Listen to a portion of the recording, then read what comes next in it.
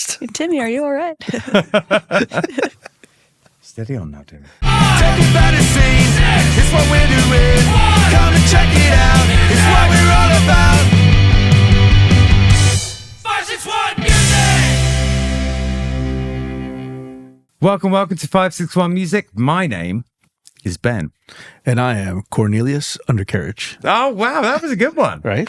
Cornelius Undercarriage. Cornelius. What did I call you last week? Cornelius. I don't know. It's Maximilian Undercarriage. Oh, that was it. Yes. Yeah. Still Undercarriage, though.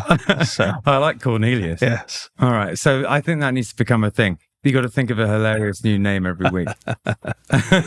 All right. So this weekend, in terms of like shows and things, you played, didn't you? With Change is Great. I did. At the Bamboo Room, we played. More Better Band had their summertime food drive. Basically, they do a food drive in the summertime because everyone does their food drives in November, December because of the holidays. But people got to eat all year long, like not just during the holidays. Yeah, so they exactly. did their food drive, and we were part of it. It was fun, and I think at last check, Ricky did a post or something that they had raised enough, just in money, not even food donations, but they raised enough in money to get something like, I don't know, like 1,000 or 2,000 meals. That's great. So so it was really successful. Yeah. That's excellent. Yeah, I was really happy about it. I mean, it was cool. It's cool. I've never played Bamboo Room, so it was a cool spot. Yeah, it's just wild to me that like food security is an issue in this country, but it really is, and it's just great that he's doing something. Shouldn't be, but of course it shouldn't be. Yeah. What a world we live in. Anyways, that's a whole different podcast. Yeah, exactly. Yeah, I played at Golden Juicery, and further to your conversation about karaoke the other night, I don't know what you're talking about. I don't do karaoke. I don't know what you're talking about. Neither do I. But yeah, I was thinking about you, and I attempted Creep for the first time in about 20 years, and it went okay. I might wait another 20 years before I do it again. Yeah. We were talking before the show, and you were saying something about that. Justin suggested that we go do karaoke one night and we have a creep off. Yeah, I love that idea. I'm in. Yeah, totally. I feel like everyone should actually play it. We should do an actual creep off. Oh, see, that's no fair. You're a better guitarist than me. Better musician than me. You know what? You can do it however you want. I reckon you. I'm going to do it with the accordion. Yeah, there you go. Okay, I think a creep off is a really funny idea. I bet loads of people would come. Anyways, it just has a weird, funny name. I just like to say creep off. That's enough. We should have Creeper Junior, the band, from the school here. Band. Yeah. It'd be so awesome. And then they should just. Oh my God, they should play the song for us live while we sing. That's such a good idea. We got to have them come in the studio, and we need to record it, and we need to put it out on social. You're a genius. Okay, that's it. The creep off. Make it happen, Justin. Poor Creeper Junior. They don't know what we've got them into here. Poor kids. All right, so we have the wonderful Leah Simmons with us today. How's it going? Good. Thank you for having me. Oh, it's our pleasure. It's our pleasure. Thanks for coming. Oh yeah, my pleasure.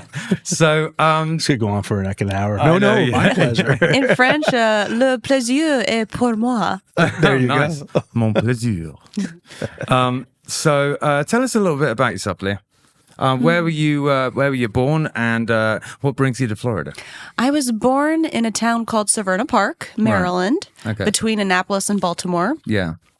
I lived there until I was 18. Gotcha. Went to school in Arizona, and then I moved to South Florida in 2015 when I graduated. And so you've been here for a minute.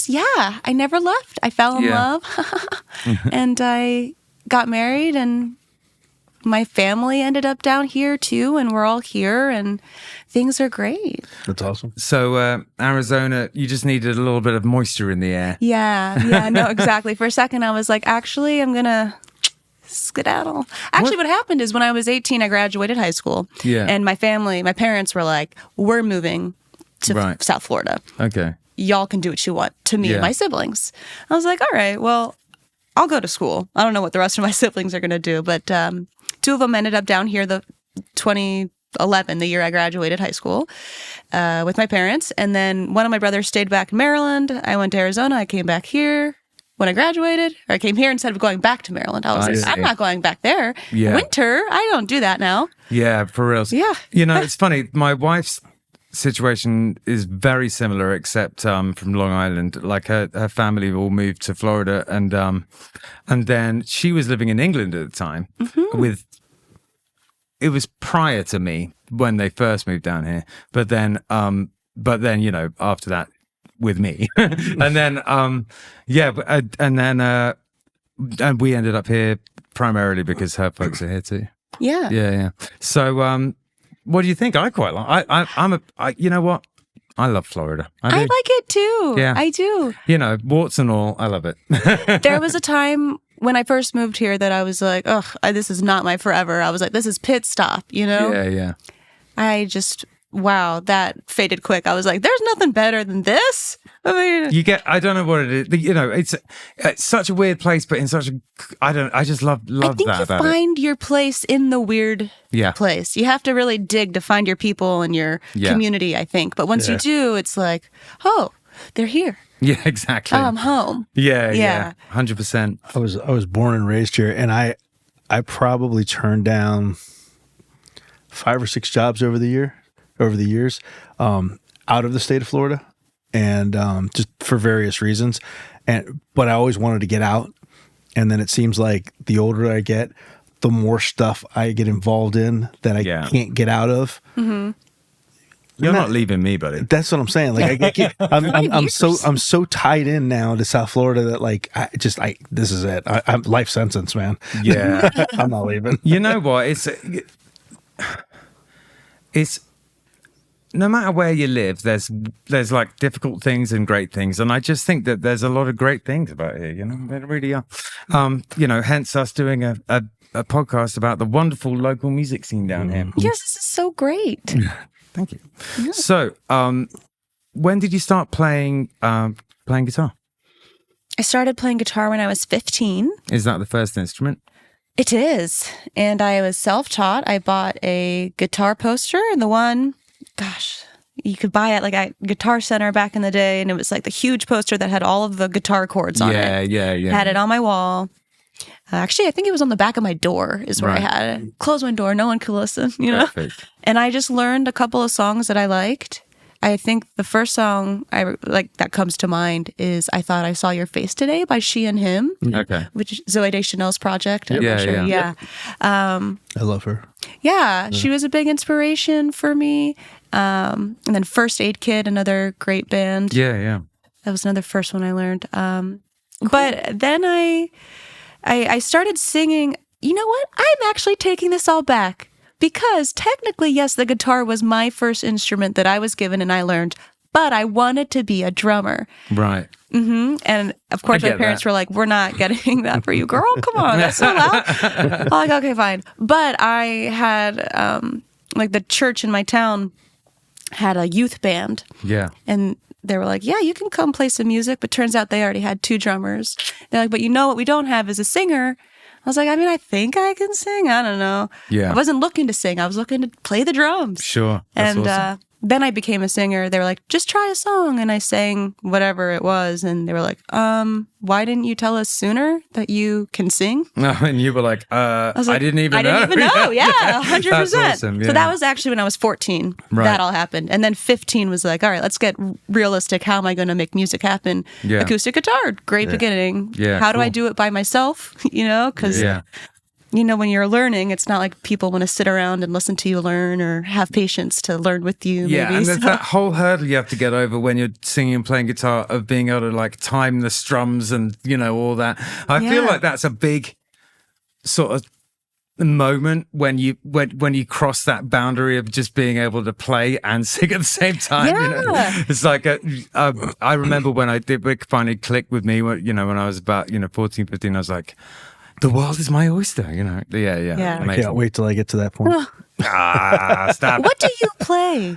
Upright bass in Killbillies with Ben, and then I play baritone saxophone in a ska band with Ben. Oh wow! Also, you're in 2 bands together. Yeah, we're in 2 bands together. I'm in I guess technically 5 if you count Nina's Yard Party. Yeah. So, He's in a lot of 5 bands. A lot of bands. Yeah, I play electric bass in the other ones. Cool. Yeah. He's got a smile for every sailor, this one.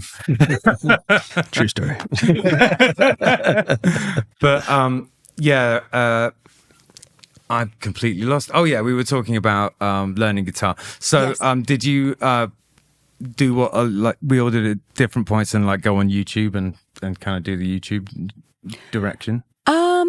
No, I didn't do YouTube. I just sat there. I did the Ultimate Guitar tabs. Still to this day, I do Ultimate Guitar I was using tabs. Ultimate Guitar today. Yeah. But I don't know. I think the reason I didn't ever look at YouTube is because it was in the family living room, and I didn't want anyone to hear me when I was learning. Yeah. Okay.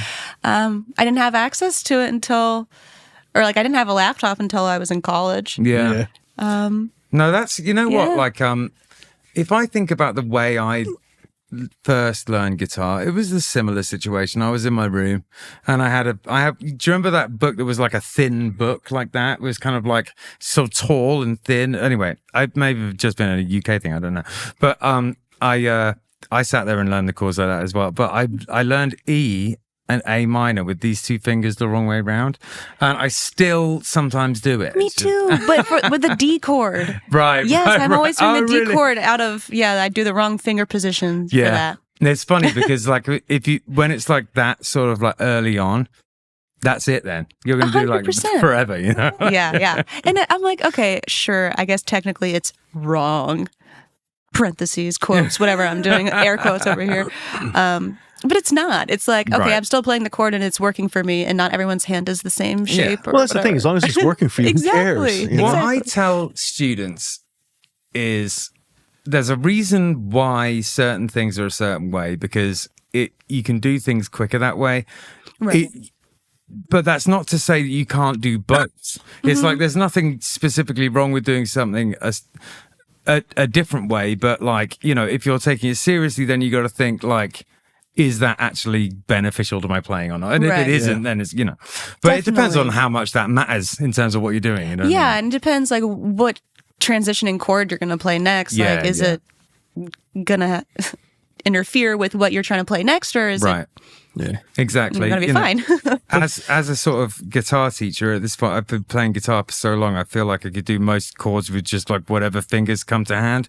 But like, that's, that teaching was by far and away the best thing for my playing. Yeah? It's like you feel quite self-conscious at the beginning of teaching. So you just really like push yourself to kind of like get it all like really like nailed down, you know what I mean? And so, if you ever want to get like really good at guitar, start teaching guitar, it's the way to do it.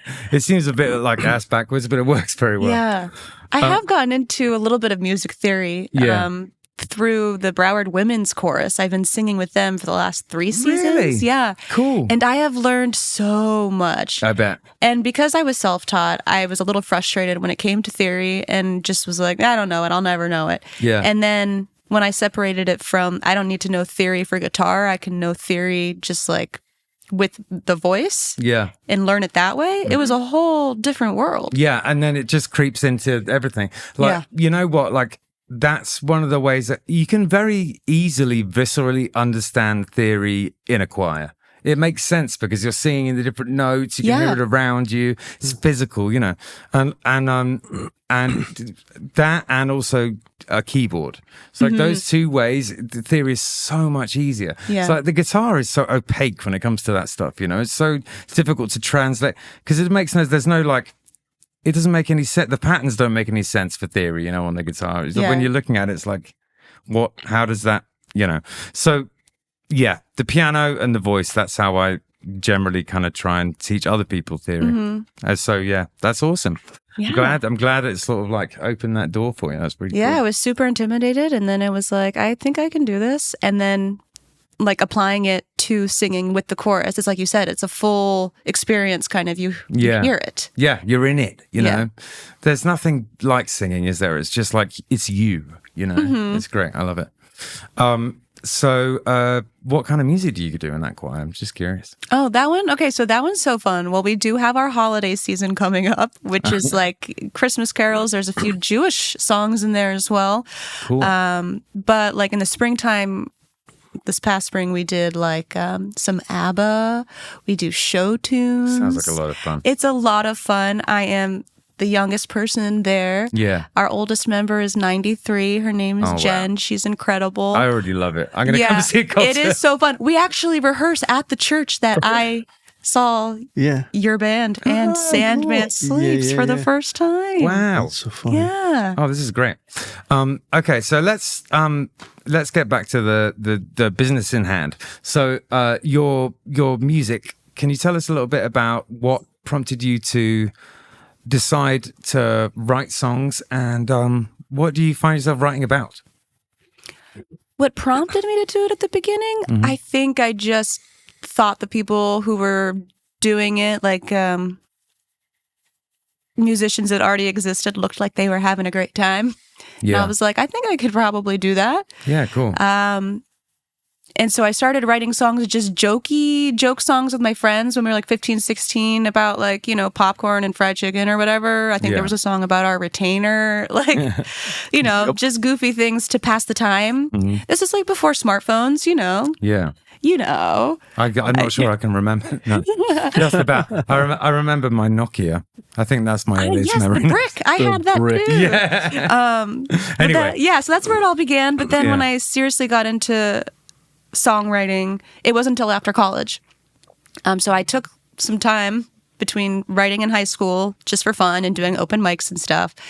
I went and studied like journalism and biology, and then I was like, actually, don't want to do either of those.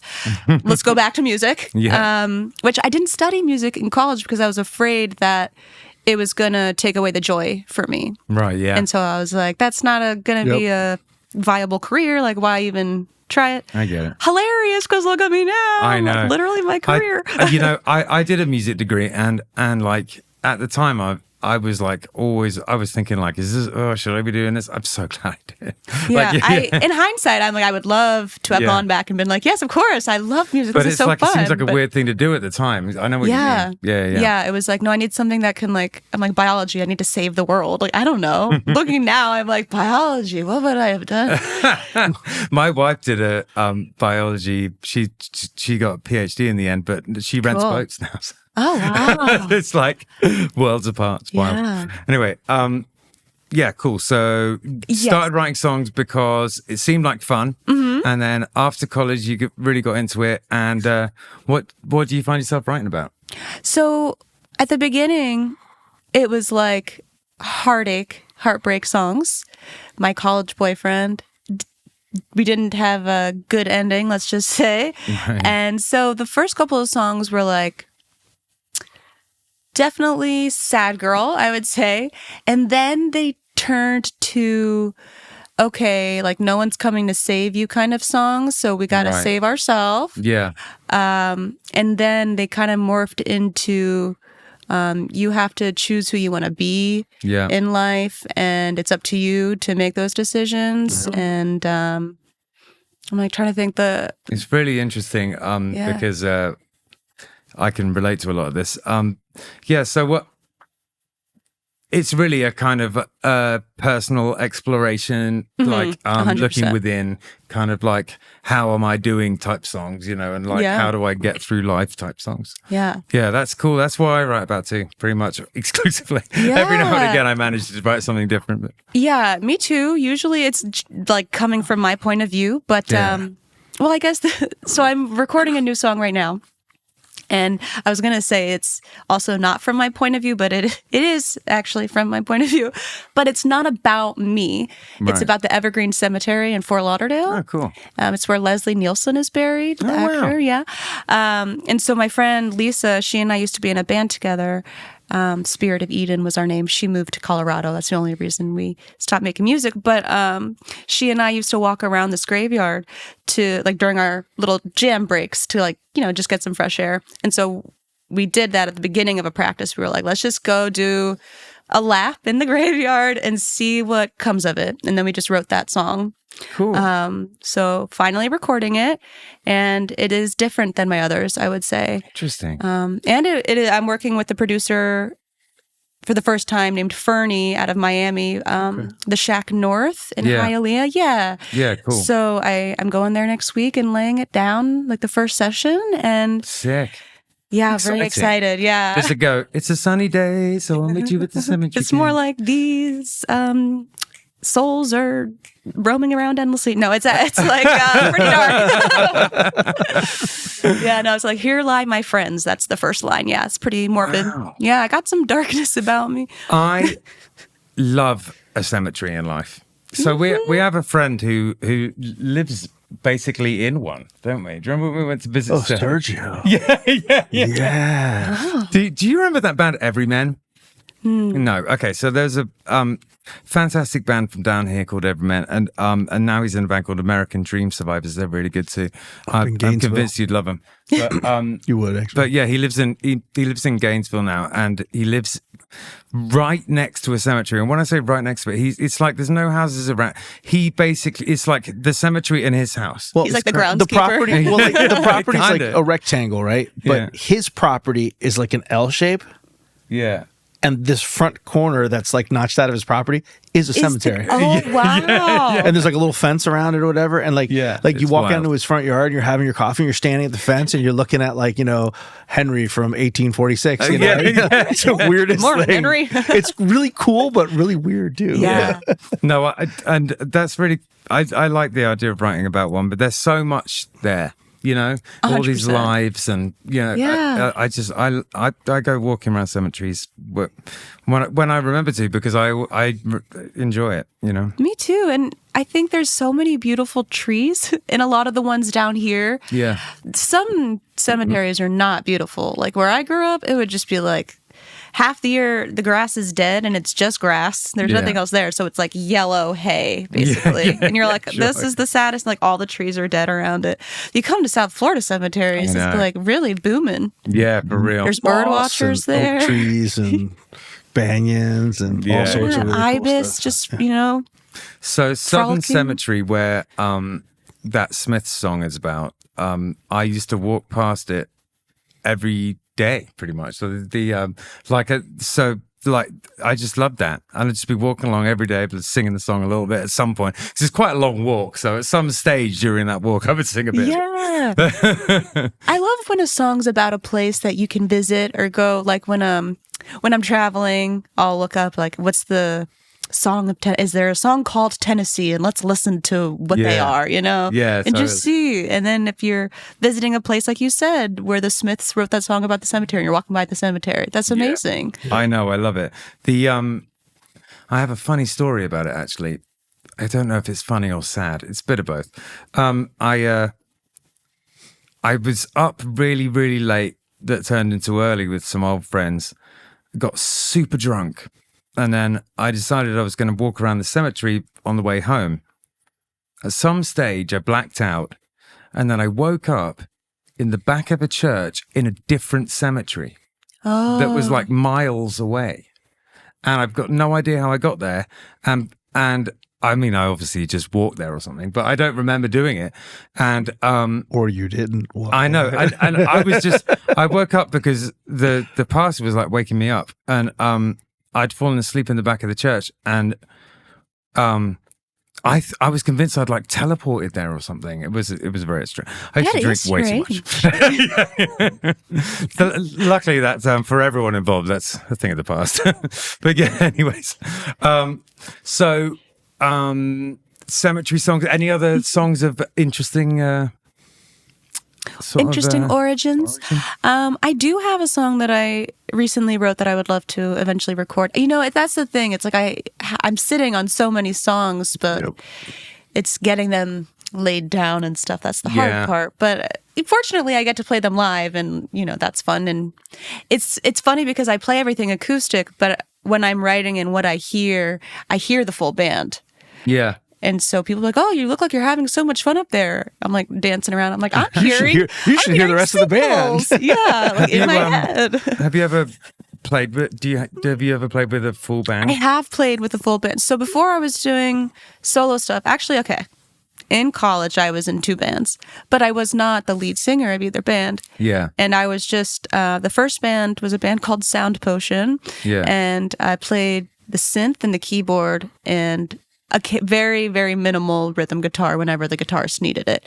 It was his project. I was happy to just be there, whatever. Sure. And then the second band, I played rhythm guitar and sang like backup vocals. Mm-hmm. And that band was Milk Puff was our name. And that was really fun, but we only played one show.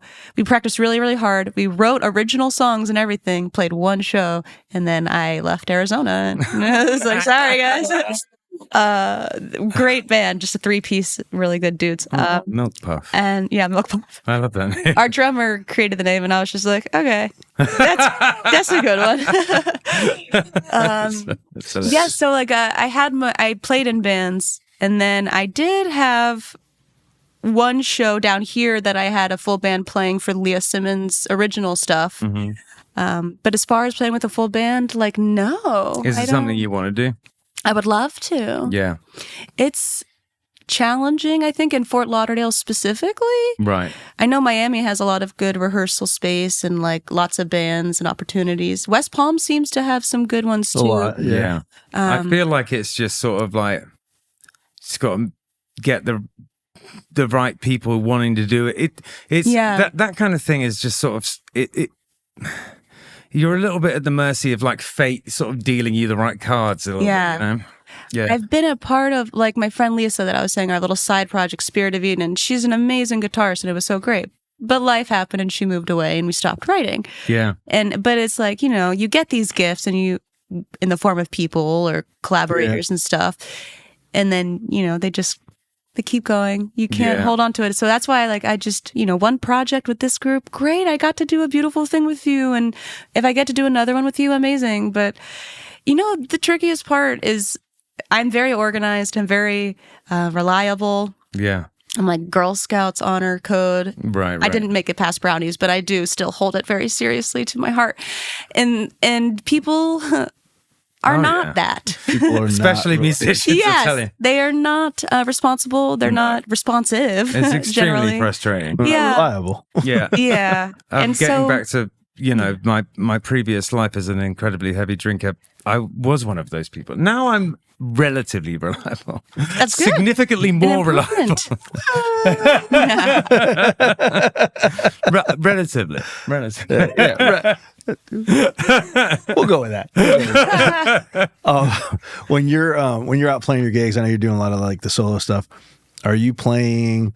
Are you going out and just doing, you know, a 30-minute set of originals or that sort of thing, or are you playing like 3 hours or 4 hours at a venue and filling in with a bunch of covers? I do both. Okay, cool. So like I love the shows where it's just 30 minutes, all originals. And those are the people, like those are the shows where people are paying attention. Yes. They're like, oh, this is a songwriter night I'm a part of and my friend's playing, so I'm here and now I met you and this is great. And that's like, I've built a really nice community from doing those shows. Yes, cool. Of course, they're not the ones that like pay well, pay the bills. but it's the ones that fulfill my heart or whatever. Yeah, we all got to do them. Otherwise, you know, what's the point in life, you know? And then I play like breweries and restaurants all the time. Yeah. 3 hours. Background music. Try my very best not to ever agree to 4. Yeah. And if it is, hate 4. 4's one too many by miles. Many. Yeah. That last hour seems to last like 10 hours. Yeah. It's just too much physical work. Yeah. You still plug all your original stuff in when you're doing? I do. Yeah. So I usually do like one cover, one original, one cover, one original. Yeah. And my covers range. They're not like, I'm not doing top 40. I'm doing like Buddy Holly. And sure, cool. Like, which Buddy Holly songs do you play? Ray Vaughan. Yeah. And like David Bowie. And cool. I do some current stuff, like The Last Dinner Party. Are you familiar with that band? They're like my I'm not. favorite thing. They're a British band, cool. all women, and they have released 2 albums, and they're just both phenomenal. Like really, it's theatrical heavy rock. Like that's how I would describe cool. it. It's incredible. What David Bowie songs do you play? Rebel Rebel, Space Oddity, Modern Love. Cool. I think those are the 3. I can't think Modern Love's a tune. Modern Love is so fun, and people, if they're like, you know, partying and have a good time, they do like to sing along to that one. Yeah. I didn't know it so well. Like, I knew it, but not so well until like relatively recently. We did it with one of the bands here, and I was like, oh, okay, this is a bop. Yeah, it is. Oh, I'm a big Bowie fan. Yeah, me too. The that last album really took the wind out of. Oh my god, it was a lot. I had a really sad day the day that he died, and I listened to that last album, and I said, this is the only time that I'm going to be able to listen to this album. And I don't think my mum will back. ever be able to listen to it. My mum's a huge fan. She's just like, nope. I spent the day in bed. Yeah. Yeah. That was a big one. I feel like a part of the soul of the world left Earth with David Bowie, you know? Yeah. It's like things haven't got better since then, you know what I mean? That also sounds like a David Bowie like album title. Yeah, it does. Yes. You know, it's funny, when I was a kid and, you know, about 112 years ago when Elvis was around, when Elvis passed away, it seemed like such a huge thing for like my mom and my aunt, and like everybody was like devastated. And I was like, what's the big deal? Some musician died. Like, what's the big deal? And then growing up, you know, Kurt Cobain and you know, people like David Bowie, Prince, you know, like as these musicians that I grew up with are starting to pass away and stuff, and things are happening, I'm like devastated every time it goes. I'm like, oh, I get it now. I know. Yeah, totally. That's mad that you remember when Elvis died. Yeah. I mean, I was little, but That's cool. Yeah. I love that. But yeah, I'm old. You should write a song called "I Remember When Elvis Died." Yeah, great title. Yeah, totally. It should be called "I Remember When Elvis Died," because I'm old. Seasoned, vintage. Seasoned vintage. I like that. I like that better. All right. So I think it's a great time to listen to some of your music, and then we can come back and talk about it. Does it sound good? Yeah, sure. Which song would you think we should listen to?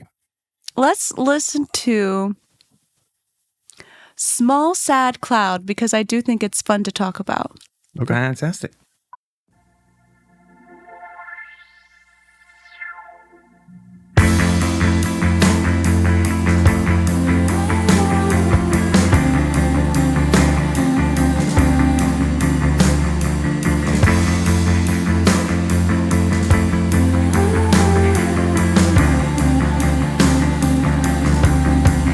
Feels like I've wasted so much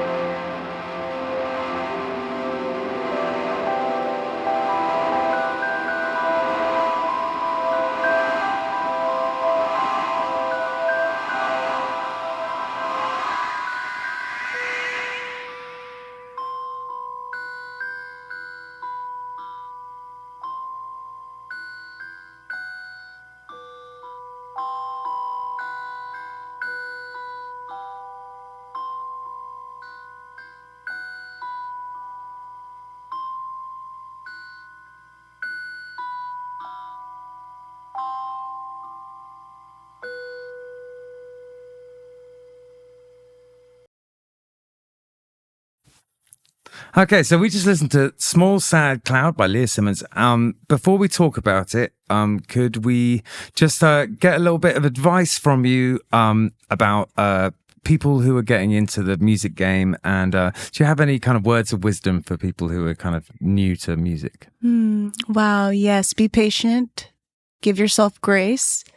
And give yourself the time to be not great at it at the beginning, and know that the only way to truly get better is to keep playing. And everyone says that, but it's so true. The more repetitions, the more faces you can play in front of, the better. It's don't like give up in it. Don't give up. No, you got to keep going. I mean, otherwise you're going to feel like garbage inside, probably. I don't know. Yeah. I didn't stop, so I wouldn't know. Absolutely.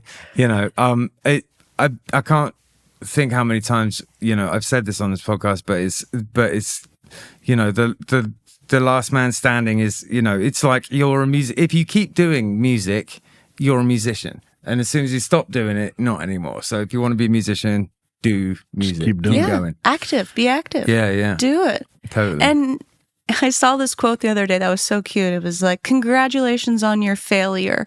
Most people don't even try. Yeah. And that really resonated with me. It's like I told you earlier, I started doing the sketch writing thing. It's a whole new world for me. Yeah. And I'm like, maybe I'm funny, maybe I'm not, but the only way to find out is if I keep going with it. Right now, I know this isn't any good, you know, but imagine a year from now if I keep up with it, where I'll be. Same thing with music. Same thing with learning anything, I think. I have a good feeling about you and being funny. I think you probably are.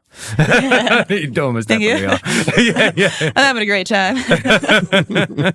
All right. So, Small Sad Cloud. Tell us a little bit about it. So technically, it was on J.A. Turner's album, who played bass guitar on all of my debut album.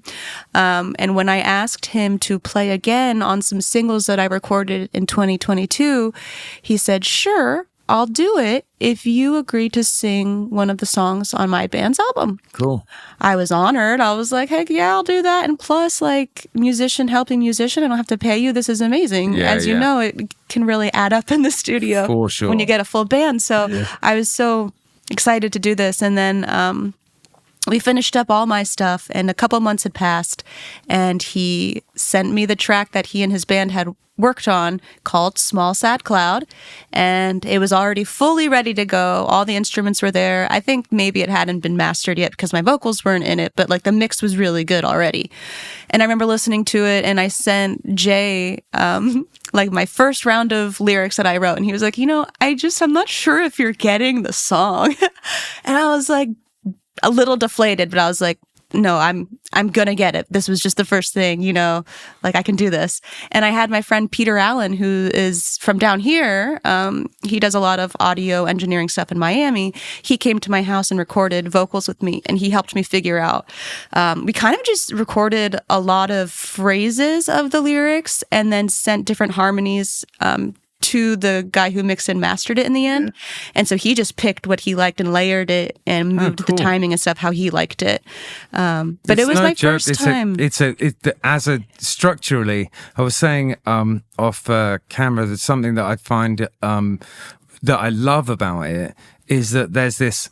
It's like when it goes to that major chord, when it goes to that 2 chord, and then you want it to go to chord 4 so bad, but it doesn't, but it's like better for it because it just like, it's all this tension it creates. It's really great like track. Yeah, really it's an incredible group of musicians on that one for sure. And I just felt happy to like bring the lyrics. And then I was very honored because one of the other singers from the album, because they had 10 different singers for 10 different songs on this album, he messaged me and said that I was his wife's favorite of the, my song was the favorite of his wife, even though he was one of the songs too.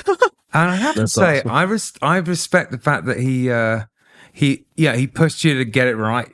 Yes, because it's so easy to just be like, oh yes, you know, it's fine. But you like that honesty, you being able to be honest with someone to be like, you know, you got something more inside you. Keep going, you know, it's cool. Yeah. Jay really, he's a huge influence on me. He actually went to high school with my older sister, but we didn't even find that out until after the first recording session that cool. he had. And I'm talking, these are like people who are 60 years old. My oldest sister is much older than me. And so really crazy to like, that this man has actually somehow been involved in my life without knowing it, right? Totally. And so then when we worked together, the first album, I mean, I just saw how talented he was. It was like easy peasy. He was like, okay, just show me like, what is the song? He listened to it and he's just like, okay. He plays bass. He like just knocked it out and did an amazing job. And ever since then, he's been a really good support. He's like so anti-Spotify, you know, like you got to do art the real way and, you know, pay artists what they deserve. He's one of the OG like cool rock stars. Nice. So yeah. Excellent. Really like working So with all him. of that was recorded, like all your parts were recorded down here and then In my and then house. that's awesome. Yeah. And then we just sent all of the files, all of them over and said, hopefully this works. So what's your normal like, I guess go to if you're recording something to put it out, are you going to a studio or are you doing it in your house? Yes. Or are you doing anything like that? And So usually I like to go to a studio. Okay. So most of my music online is from Right Way Studios in Baltimore with the same engineer, Nate Lanzino, who's like one of my childhood best friends. And so we've done 11 songs together, I believe. And then I've released a couple of singles that I've worked with different producers like down here. Those have all just been one-offs, like one single with, I worked with a guy named Brennan Jasso, who was really great, but he moved to LA and we recorded my song, Hello Claire, which actually came out a year ago this weekend. Cool. And that one was really fun. And it's like only acoustic and we like have the rain falling in the background and you compare that to like Small Sad Cloud, which the full band is in. I just love making whatever. Yeah. You know, I'm like, there's no rules. Stop trying to put people in boxes. Like, let them just make art. Yeah. What genre are you? I'm like, I don't know. Yeah, I guess. Yeah, absolutely. Rock. just say yes. Yeah. What genre are you? Yes. Yes. Well, I made an album when I was in my early 20s called The Rough Guide to Genre Terrorism. It's a bit on the nose, but yeah, we were talking about it earlier. I've always struggled with having to. I feel like I'm at my best when I don't worry about that musically. You know, when I just try and do what's coming naturally out of me. You know? Yeah. When you think about it too hard, you begin to criticize yourself too much and think, well, maybe it's just, you might not continue on with it. And what I've found actually is that there are things I tend towards. So even though I do like have kind of a broad palette or whatever you want to call it, it does tend to sort of like land in certain areas more often than not. Yeah. So, Totally. Yeah, I get that. Yeah. Same. I'm not like yodeling, you know, I get that. Yeah, totally. Yeah. You're not. That's a shame. You're like, add it What to a the... shame. I find the instrumentation sometimes kind of drives things whether you want it to or not. Like I've probably in the last, I don't know what, been less than the last year started getting more into acoustic guitar and singer-songwriter kind of stuff. It's been great. And I've been writing stuff, but I feel like the deeper I get into it, the more when I'm writing with an acoustic guitar, like the deeper I get into it, the more the stuff that comes out of me sounds very country. Yeah. Whether I want it to or not. Right, you have no and I'm not a control. huge country fan, but for some reason it's coming out country. Yeah. You know what? I've been in the same boat. I think maybe that's what you needed to come round on country is like I guess, play some more man. I Maybe guess. you're a country boy. But but the instrumentation is like so just such a driving force. You know, if I sit down and I write something more like on the bass first, or I write it more on like a keyboard or something first, it tends to have that very 80s, Smith's Cure kind of sound to it, as opposed to I sit down on an acoustic guitar and suddenly I'm Maybe it's that Elvis influence. Yeah, that's what it is. From when I was a wee little tot. Yeah. a wee lad, A wee knee lad. high to a Grasshopper. You know what's so funny? when I was a kid, my preschool, I went to a Montessori school called Wee Lad and Lassie. Really? Yes. That's amazing. Wee lad and lassie, I love it. Great, yeah. That's great. Was anyone Scottish who started the school? I have no clue. I really don't. But that will always stick with me. That's amazing. You said Montessori, and for like a half a second, my brain understood monastery, and I was like, "What?" I went to a monastery. It took me like a half. I mean, it was like You're like, for preschool? yeah. I mean, it clicked pretty quick, but for like a half a second, I was very confused. My dad was taught by monks. He, That's cool. yeah, he really was. Is your dad Batman? He wasn't a fan of the Catholic Church after that for many years. But anyways, I was taught by nuns, and I'm not a fan of the Catholic Church. So yeah, I'm right there with you, Dad. yeah. So let's leave that alone. Yep. Pope's doing a good job lately, so they get some points there. Yep. What's how is your social media game? Do you like, how much do you promote yourself, and is it you who's doing it? It's always me. Yeah. I do literally everything, except for taking my pictures. I generally have friends do that. Yeah. I work a lot. A lot of my art has been through my brother-in-law, like a lot of my album art. Right. Ian Rowan is his name. He's a retired graphic artist, I shall call him. I'm pretty much the only art I think he still really makes is when I'm like, hey, can you do me a favor and like make a flyer for this? And he's like, okay. But like he used to make posters for Live Nation, and they're like hanging at the Fillmore in South Beach still. Like, That's awesome. Sorry, what was the question? I was just curious as to like how you approach promotion.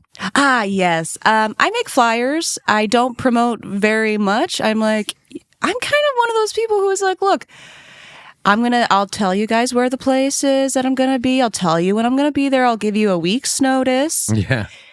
If you remember, great. If you don't, catch me next time. Like I think people who are meant to be there will be there. Yeah. And I think I spent a lot of time trying to promote things and would get let down when people wouldn't show. Right. And so I was just like, it doesn't actually matter if people do show, but like I'll let you know in case you want to show. Yeah. No, I get it. It's tough. Like, it's a lot of work to do really, really thoroughly and properly. We sort of got to a point with it where there's a lot of sort of things going on that need all that stuff. So a few years ago now, we have a lady called Danielle, our friend Danielle, who does the social media for this and for Killbillies, and I gotta say, it's just. We have a social media person. Sounds really nice. We're kind of a big deal. Yeah, No, you I'm are kidding. a big deal. Yeah. Must be fucking nice. I'm kind of a bit. Do you know who you probably do, because Danielle's very good at her job. But. Right. He is. No, I mean, I found you guys in the last couple months, whenever the festival was. Yeah. Our running joke is if Ben wakes up one morning and he doesn't see himself online, he worries about Danielle. Like, is she okay? Is she okay? Yeah. Is she okay? Did she post today? Wait, why is my face not on social media? It's very important to look after Danielle. Yeah. Danielle, we're looking out for you, girl. Yeah, absolutely. Yeah, I feel like my promo was mostly just me making really goofy videos. Yeah. And it's like we said earlier, you get all of me. If you're interested, come. If not, it's fine. Yeah. Speaking of which, when can people come and watch you play? Oh my goodness. So my next show, I wish I knew the date. The second Friday of July is my next show. Okay, let's find out when that is. I don't know what it is either. It is. Another way I could say it is every second Friday I play at the same place every month. Dangerous Minds Brewing in Pompano Beach. Friday the 10th is the second Friday. Friday, July 10th. What's it will called? be my next show. Dangerous Minds Brewing. Dangerous Minds Brewing. Where's And that the at? chef Pompano? Pompano owns it. So it's co-owned by a German man and a British man. Oh. The German man is the brewmaster and the British man is the chef, menu creator. Cool. And I've been playing there for the last 6 years. Nice. Second Friday every month. It's like my little home away from home. I have my regulars that come out there, and That's awesome. it's been a really great place, and they are really good with live music, and they've had the same people. Basically, they just treat people well, and people sounds don't cool. need to leave. They're like, whoa, this is a great gig. And that's just you playing acoustic? Yes, and that's one of the 3-hour ones. And Okay. sometimes I do invite friends. So I've had like a keyboardist join me. I've had multiple singers, like lead guitarists. I've even had people like open for me. They're really cool and let me kind of do what I want. Nice. It sounds like a rad place, actually. Yeah, it's really great. Yeah. And right now they're doing like all the World Cup viewing parties and stuff. Sure. We had some guests on a few weeks ago, and they're all originally from South America, all the band members, and so the question came up of what's next for you guys? Are you touring? Are you doing this? Are you doing that? And they said no, it's World Cup. We're not doing anything right now. They got to watch their soccer. I guess They're like, the world shuts down for us right now. I have. I was asking if it was acoustic stuff. I have huge respect for, when people like yourself, Ben, et cetera, go out and do these solo gigs. I don't do that. I've just recently started playing a little bit more guitar, and I did one singer-songwriter night with Ben and whatever. You're just getting started. And so, and it's so nerve-wracking, like just being there by yourself. Like when I get up with the band, I could do it with my eyes closed and not even care. Like it doesn't matter. I'm standing behind a big bass or I'm standing behind the saxophone. I've got, a multitude of people on the stage with me, and I can because you're vulnerable. You're sharing your work. Crazy. Yeah. Something about singing. Yeah. It's different. Yeah. Yeah. I would say that's what's good about it. It is challenging. I don't think I've ever completely got used to it, Yeah. It's a lot, I think that's what it's all about, though. It's just sort of it's a great way to connect with people. When you have a great solo gig, sometimes it's just an emotional roller coaster. Oh yeah, I've cried. I have sang myself to tears. Me too. Yeah, for real. It's wild. I don't think I can do it. Not that attitude. I get in my own head.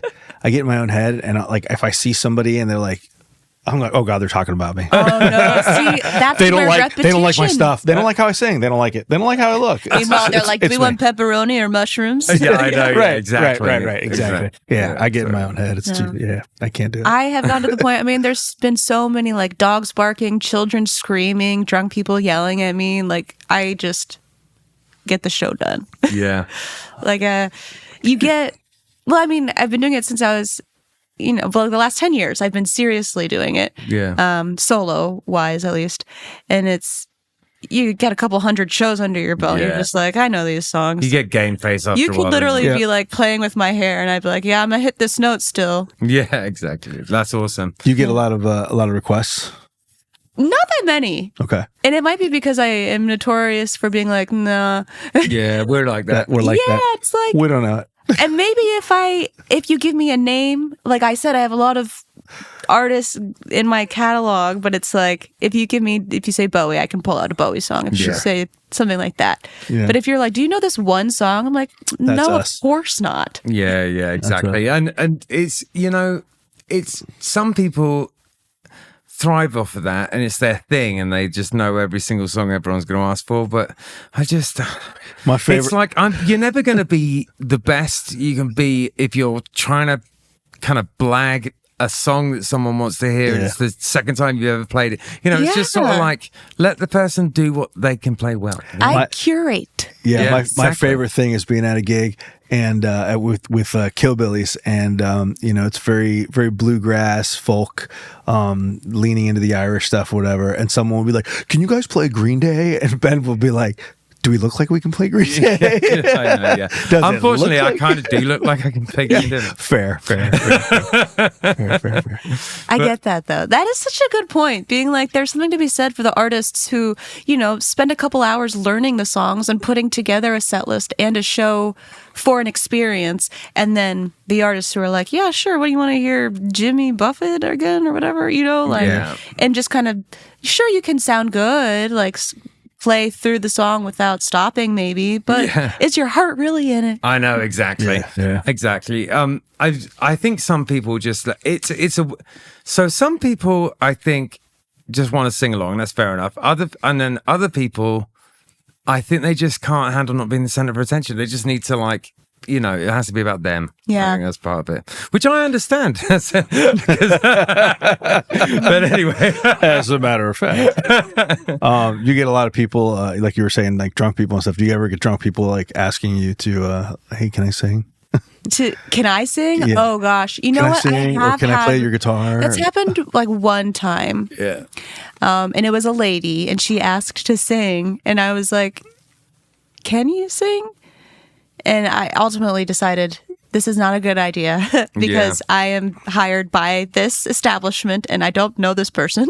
You And know, once who in a blue knows? moon, we'll let it fly because we get asked that kind of thing all the time, but almost never do we do it. Well, like you don't said, ask. it's a reflection on you.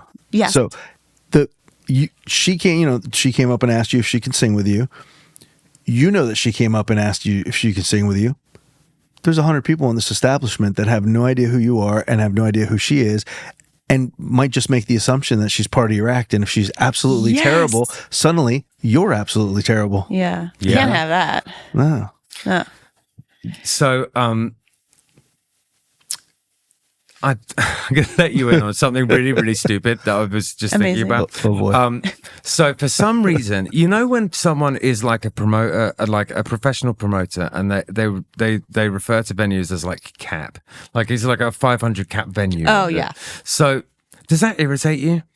For some reason, it irritates me, and I don't know I'm why. sure it would. I have not played anything. I don't know like why that. it irritates me when people say. I think it's because it's like it's like the lingo that people use to make you know that they're a good promoter. Do you know what I mean? Yeah.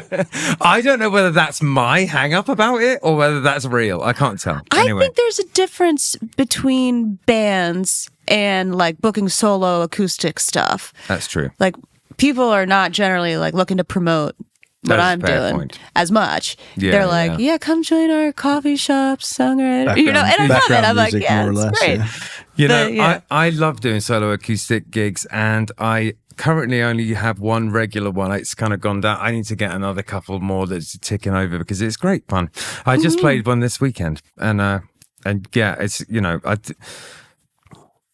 it's a good life. Sometimes it gets a bit lonely though. We should do duos. Doing the solo stuff? Yeah. We should No, do duos. definitely. I'll play guitar. Yeah, there you go.